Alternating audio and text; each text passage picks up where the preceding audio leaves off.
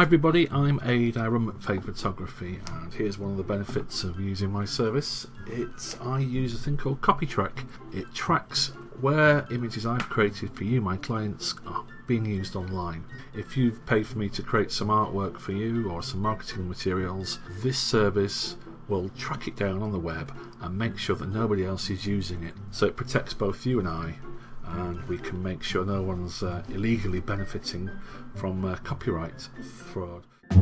What it does, there'll be my image and the image where it's used online. So if I click on here, so that's the image that I've uploaded to Copytrack to say this is mine, and that's where it's being used.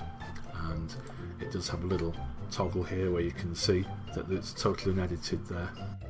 I can either say it's legal, and that just gets it off the list. I say it's illegal, and that puts it into a little bag where I can act upon it at a later date.